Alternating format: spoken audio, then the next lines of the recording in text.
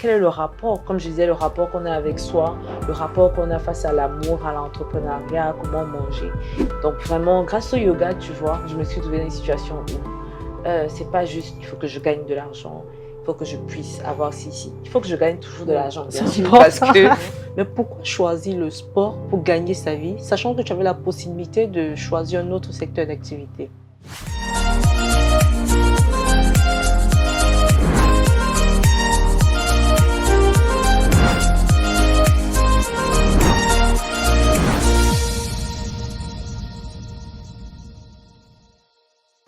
Deuxième production du mois de juin, vous êtes sur la chaîne des entrepreneurs. Bonjour Marceline Moukoko et bienvenue dans le coin de l'entrepreneur. Bonjour, merci beaucoup. Alors déjà, pour une première, je te sais ponctuelle parce que tu es arrivée net à l'heure. J'espère que tu t'es retrouvée facilement et que la route n'a pas été difficile pour toi. Non, ça a été très facile, merci. Tu es coach certifié en yoga. Oui. Pourquoi principalement avoir choisi cette activité? En fait, je cherchais, quand je travaillais encore en tant qu'ingénieur, je cherchais une activité que je pouvais pratiquer à tout moment parce que j'avais besoin de mieux gérer mon stress au quotidien. Et quand j'ai fait mes recherches, il y avait le Pilates et il y avait le yoga.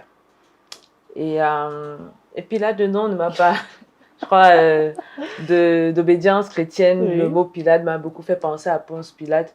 Donc, du coup, je me suis retrouvée à aimer le yoga. Quand j'ai appris à connaître le yoga, ce que ça apporte au corps, aussi à l'esprit, à notre façon de gérer nos sentiments, ben, j'y ai vraiment trouvé un certain amour. Et quand j'ai arrêté ma profession en tant qu'ingénieur, c'est naturellement que je suis revenue vers cette passion de yoga et que j'ai décidé, à force de certains encouragements d'amis et de certaines femmes enceintes qui me harcelaient carrément pour que je leur donne des cours, voilà, je me suis dit pourquoi pas aider d'autres personnes à se sentir aussi bien, voire mieux que moi, à l'aide du yoga. Alors, donc, à la base, tu étais ingénieur et tu as quitté de ton poste pour devenir coach en yoga. En fait, le premier travail que j'ai eu, il y avait beaucoup de stress, mais surtout, il y a eu la crise pétrolière, parce que je travaillais dans une entreprise pétrolière. C'était en 2015, il y avait une grosse vague de crise pétrolière dans le monde. Donc, j'ai dû partir de là à cause de cette crise pétrolière qui touchait beaucoup d'entreprises au Cameroun. Et ensuite, j'ai travaillé dans une entreprise de la place et c'était un contrat CDD. Et à terme, je ne me sentais plus à l'aise dans cet environnement. J'ai été rappelée plus tard, mais je ne voulais plus y retourner. Tu as décidé de lancer ta propre boîte, précisément dans le yoga. Bon, au début, ce n'était pas vraiment une boîte, parce que quand je travaillais dans cette deuxième entreprise, j'avais ce qu'on appelle un side business. Je faisais dans les quiches. Je faisais la confection et la livraison des quiches. C'était vraiment à cette période où il n'y avait pas encore les livraisons à domicile comme maintenant. C'était vraiment 2016 par là. Oui. Donc après ça, quand je suis restée à la maison, j'avais des petits trucs que je faisais, la traduction, parce que je suis bilingue. J'ai un bac anglophone. Mais vraiment, c'était le yoga et tout. Mais j'ai vraiment pris mon temps pour apprendre. J'enseignais plus à domicile et tout. Et en 2019, j'ai eu un accident qui m'a laissé une petite cicatrice qui se voit plus sur le front. Et quelques mois plus tôt, j'avais fait un vision board où j'avais écrit que je devais aller en Inde parce que c'était mon rêve depuis au moins 1 an. Et quand j'ai fait cet accident qui aurait pu être fatal, qui vraiment aurait pu être fatal, je me suis dit, ben, puisqu'il m'est arrivé cet accident, j'ai un oncle qui a eu quasiment le même accident quelques mois plus tard et qui en est mort. Je devrais faire quelque chose de bien dans ma vie. Je devrais faire quelque chose qui va changer ma vie. Et ce qui est fou, c'est que j'avais écrit dans mon vision board juin 2019. Et c'est en juin 2019, comme ça, que je prends la décision qu'il faut que j'aille en Inde. Et je me suis dit, je dois aller en août. Donc, pendant 2 mois, j'ai contacté tous mes amis, j'ai pu récolter une cagnotte, j'ai aussi ajouté environ 50%, c'était une participation personnelle. J'ai fait mon passeport, visa, tout, et je suis allée en août pour 2 mois, où vraiment, là, j'ai vraiment appris ce que c'était que le yoga, et que j'ai pu obtenir ma certification en plusieurs types de yoga, en fait. Alors, est-ce qu'aujourd'hui, tu peux dire que le yoga t'a sauvé la vie ou a changé ta vie? Ça a changé ma vie. Honnêtement, ça a changé ma vie parce que ma façon de vivre, ma façon de penser, les objectifs, les missions que j'ai en ce moment n'est pas la même que celle que j'avais quand je travaillais en tant qu'ingénieur. J'ai plus fait ingénierie parce que je ne voulais pas faire médecine. Tu vois un peu. Or, quand je me suis retrouvée à faire le yoga, je sortais d'une période où j'étais très stressée, j'étais migraineuse, je vivais carrément sous médicaments. Donc, j'étais dans un environnement pour moi qui était très toxique, je n'avais pas le bon support system. J'étais sous traitement de fond, sous traitement de crise. C'est-à-dire, quand j'achetais des médicaments pour les migraines, je pouvais en acheter au moins 3 paquets par mois. Et donc, je crois que je prenais les comprimés quasiment tous les jours. Donc, quand j'ai commencé le yoga, ça m'a aidé vraiment déjà à sortir de cet environnement stressant, de pouvoir mieux gérer mon stress au quotidien. J'ai même eu une paralysie faciale que j'ai pu mieux gérer grâce au yoga, tu vois. Mais en plus de ça, je me suis retrouvée dans une situation où j'ai obtenu quelque chose, j'ai acquis quelque chose. Maintenant, il faut que je partage à d'autres personnes. Et grâce à ça, je me suis retrouvée à avoir des causes qui me tenaient à cœur, comme la santé de la femme, la santé mentale, qui sont pour moi des causes qui sont très importantes. D'ailleurs, je parle très souvent d'endométriose sur ma page, surtout en mars. Et le mois passé, on a parlé de l'hygiène menstruelle avec une association dans laquelle je travaille qui œuvre pour la jeune fille. Donc vraiment, grâce au yoga, tu vois, je me suis trouvée dans une situation où c'est pas juste, il faut que je gagne de l'argent, il faut que je puisse avoir ci. Il faut que je gagne toujours de l'argent, bien sûr, parce que il faut bien vivre. Mais surtout, tu vois, avant, quand je faisais mon CV sur LinkedIn, je voyais toujours, il y avait bénévolat et tout. Mais je ne savais pas dans quoi être bénévole, je ne savais pas comment aider les gens, je ne savais pas quelle cause il fallait que je soutienne. Mais avec le yoga et tout ce que j'ai pu apprendre dans ma vie, j'ai changé, quoi. Alors, pour ceux qui nous écoutent déjà, c'est quoi le yoga? Parce qu'on peut parler de yoga, mais forcément, il y a certains qui ne savent pas, mais qui n'en ont même pas encore entendu parler. Déjà, le yoga, c'est pas une secte. Il faut commencer par là. C'est pas une secte. Le yoga, je dirais, c'est un style de vie. La particularité du yoga, c'est que, en tout cas, on dit qu'il y a 2 types de yoga. Il y a le yoga Kemet, qui vient d'Égypte. Et maintenant, il y a le yoga dont tout le monde parle, qui vient d'Inde. Et ce yoga, en fait, est venu du style de vie, de leur culture, un peu de leur religion, parce que c'est un pays qui a sa religion, qui a sa culture, qui a sa façon de voir les choses. Donc, forcément, c'est un peu touché par ça. Mais le yoga, c'est d'abord un style de vie, c'est une façon d'être avec soi-même et avec les autres. C'est une façon d'écouter son corps, d'apprendre à respirer, parce qu'il y a des techniques de respiration dans le yoga. Il y a aussi les postures, on appelle communément les asanas. Mais en plus de ça, dans le yoga, nous avons aussi la méditation.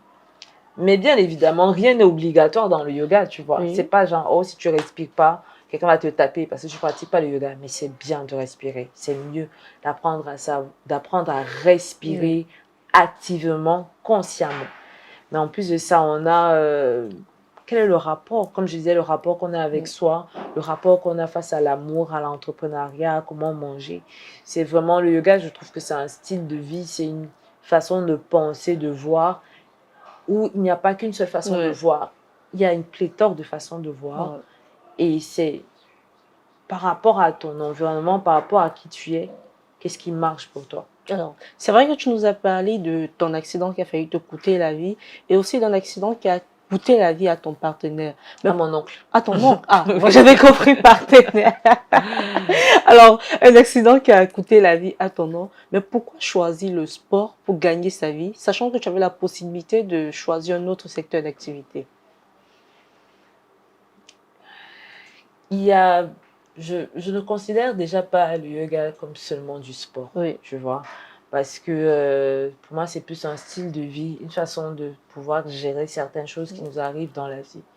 Parce que le stress fait partie de nous, les incidents, les accidents, le bien et le mal. Et avec le yoga, j'ai pu trouver ça.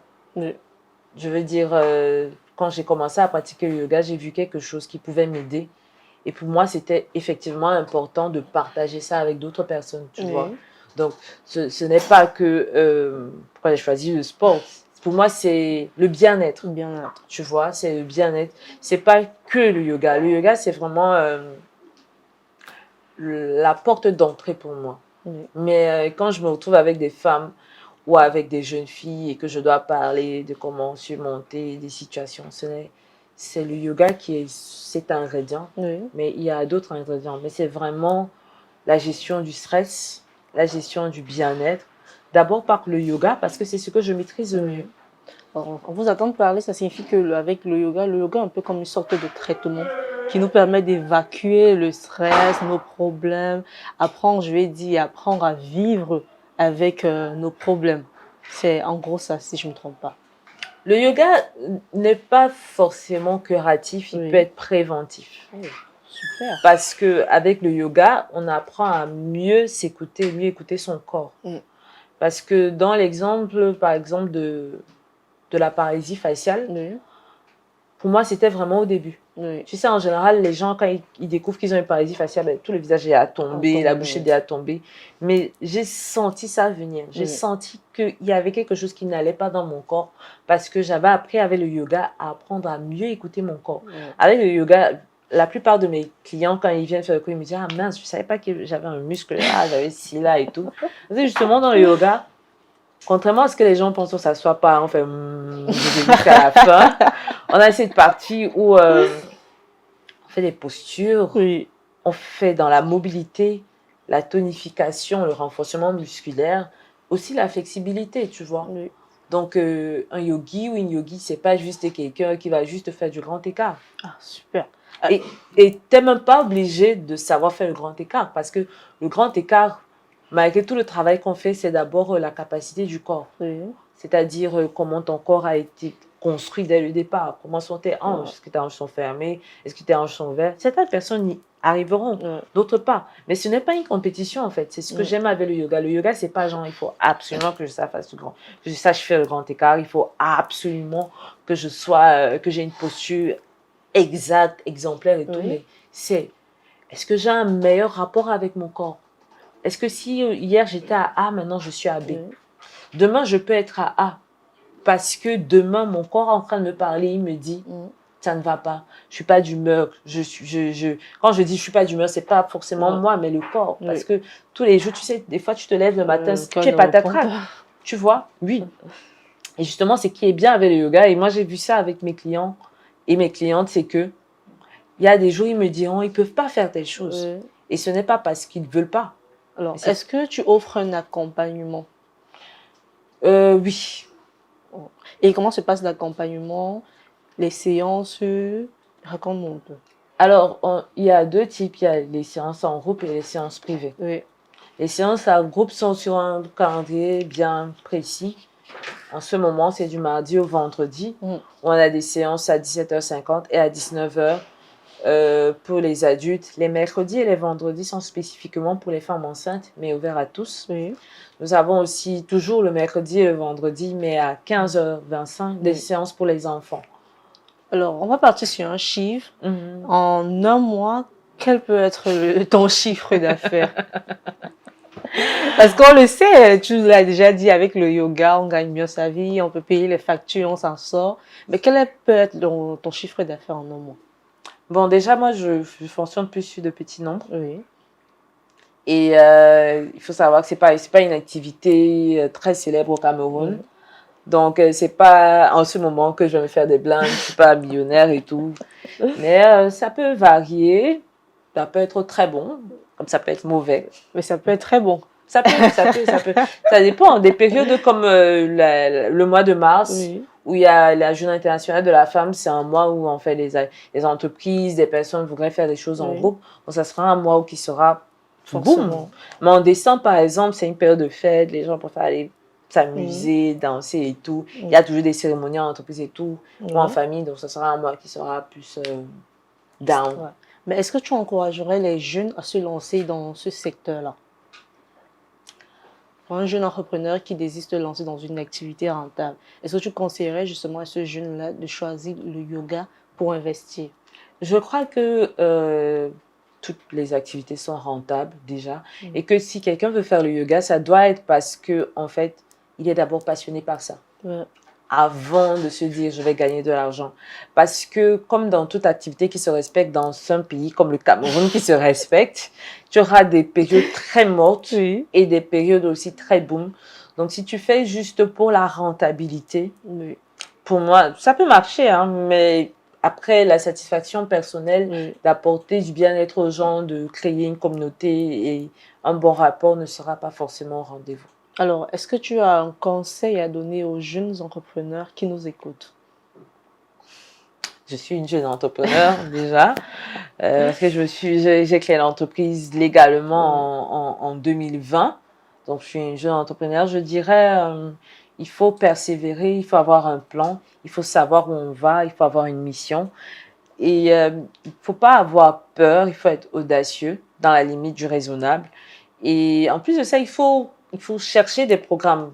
Moi, j'ai été sélectionnée, par exemple, cette année à plusieurs programmes d'accélération, où je vais aller tout à l'heure, aussi bien en ligne qu'en physique, parce qu'il y a des possibilités de comprendre ce qu'on fait, d'avoir une meilleure vue, mais aussi d'avoir un meilleur impact dans ce qu'on fait, en fait. Parce que je pense que l'important, en fait, c'est d'avoir un impact positif dans ce qu'on fait, mais surtout de comprendre les rouages de l'entrepreneuriat. J'apprends encore.